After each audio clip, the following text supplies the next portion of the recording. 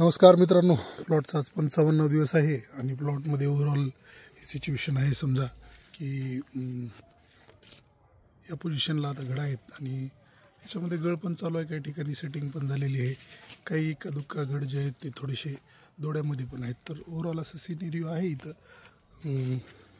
हे बघा, असं काही बंच व्यवस्थित स्ट्रेच आहेत, काही बंचला स्ट्रेचिंग नाही आहे. यावर्षी आम्ही हँडडीप घेतला नाही, त्याच्यामुळे थोडं बहुत हे व्हेरिएशन राहील.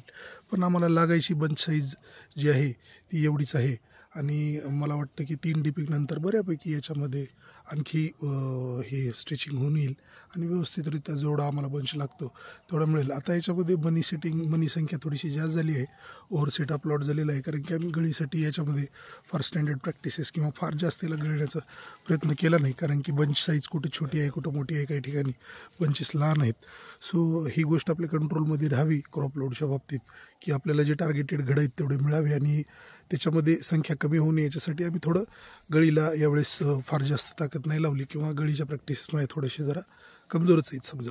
पण आता ही सिच्युएशन आहे की तर पर प्लॅन्ट मला 20-22 जे काही घड ठेवायचे ते मला इझिली आता माझ्या म्हणजे स्प्रेच्या पट्ट्यामध्ये आहेत. आणि यावर्षी मी विचार करतो आहे की कुठलाही इलेक्ट्रोस्टॅटिक्स किंवा कुठलाही लो व्हॉल्यूमचा स्प्रे न घेता आपल्या रेग्युलर एअर असिस्ट ब्लोअरनं या ठिकाणी PGRचे ॲप्लिकेशन करावे. त्यासाठी आम्ही असे घरं पूर्णपणे ओपन करून घेतो इथं या ठिकाणी, जेणेकरून त्यामुळं काय होईल की हे कव्हरेजमध्ये येतील. आणि हा कॅनोपी बांधल्यामुळं ऑलरेडी हे सर्व घडं एक्सपोजेस आहेत, पण कुठं जिथं हे घडं अडकलेले असतात वरच्या साईडला किंवा पाण्याच्या आड असतात ते तेवढं आम्ही या ठिकाणी क्लिअर करून घेऊ. आणि त्याच्यानंतर PGRच्या ॲप्लिकेशनसाठी यावर्षी जो आमचा आम्ही ट्रायल घेण्याचा प्रयत्न करतो आहे की आपले रेग्युलर एअर असिस्ट ब्लोअरनं स्प्रे घ्यावा आणि या ठिकाणी आपल्याला जे काही घडं वरच्या साईडला आहेत ते काढून घेऊ. या ठिकाणी जिथं पानं एक्स्ट्रा आहेत किंवा जे पानं कुंबली गेलेली आहेत ते काढून आपण या ठिकाणी व्यवस्थितरित्याला एक चांगलं कंडिशन करून देऊ इथं, जिथं की PGRचे ॲप्लिकेशन याच्यामध्ये व्यवस्थित होतील. आणि फार जास्त याच्यामध्ये करण्यासारखं काही राहत नाही मित्रांनो. ज्यावेळेस कॅनोपी आपण बांधतो एका दुकाच कुठलं तरी पान असतं जे की सावलीमध्ये राहतं आणि सावलीमध्ये नाही राहायला पाहिजे म्हणून एका दुका काडी आपल्याला सरकून हे पानं आपल्याला वर करावे लागतात. ह्याच्यातलं एका दुसरं पान जिथं की गर्दीचं होतं किंवा ते जमिनीकडे तोंड करून आहे जे वर जाणारच नाही असंच पान आपण या ठिकाणी काढतो, ते पण देठ ठेवून. सो अशी एकूण एक कामगती आहे आता सध्याच्या कंडिशनला.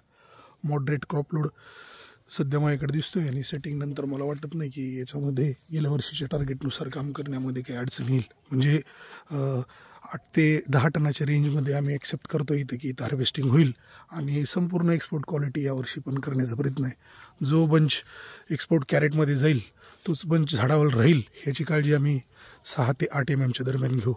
तोपर्यंत घडं आम्ही काढणार नाही आणि 6 ते 8 mm दरम्यान थिनिंग करून पाठीमागं पडलेले घडं बघून आम्ही 8 mm दरम्यान याच्यामध्ये फायनल बंच सिलेक्शन करून घेऊ मित्रांनो. सध्यासाठी ही परिस्थिती आहे. एक मित्रांनी मला विचारलं की प्लॉटचे अपडेट टाकत नाही आहेत, त्यासाठी हा व्हिडिओ बनवला. थँक्यू.